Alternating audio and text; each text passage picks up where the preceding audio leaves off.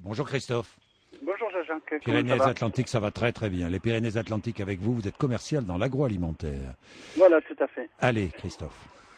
Écoutez Jean-Jacques, merci de me prendre une fois de plus sur votre antenne parce que je passe très souvent avec vous et c'est toujours un plaisir. Vous savez, vous avez de la chance parce qu'il y a beaucoup d'auditeurs qui disent on appelle, on n'arrive jamais à passer. Il y a 3000 appels tous les matins.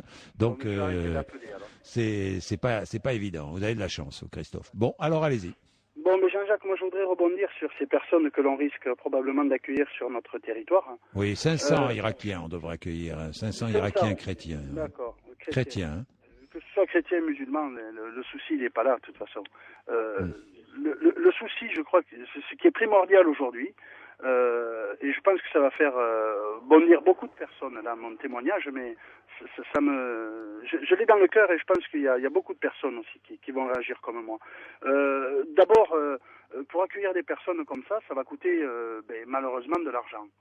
Je crois que cet argent, on ferait mieux de l'utiliser à bon escient pour loger nos propres Français qui vivent dans des tentes, qui pour certains travaillent et n'ont pas la possibilité de se loger, d'avoir des logements décents, avec des enfants pour certains, en très bas âge. Et ces personnes-là, est-ce qu'on leur demande leur opinion? Est-ce qu'on leur demande, on va vous réfugier dans des hôtels, aux frais de l'État, aux frais de la princesse?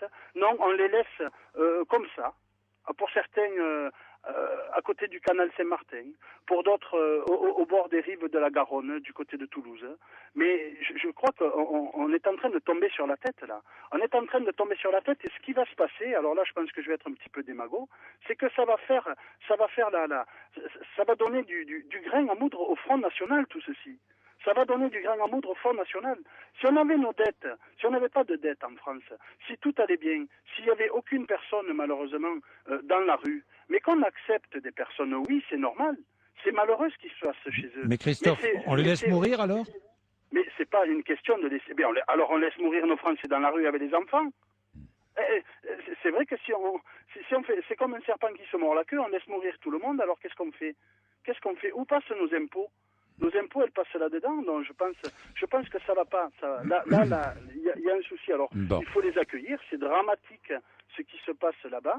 Mais, écoutez, les États-Unis ont qu'à s'en occuper, parce que les États-Unis sont allés une fois de plus envahir un pays pour du pétrole. Ils ont qu'à s'en occuper. C'est pas notre problème.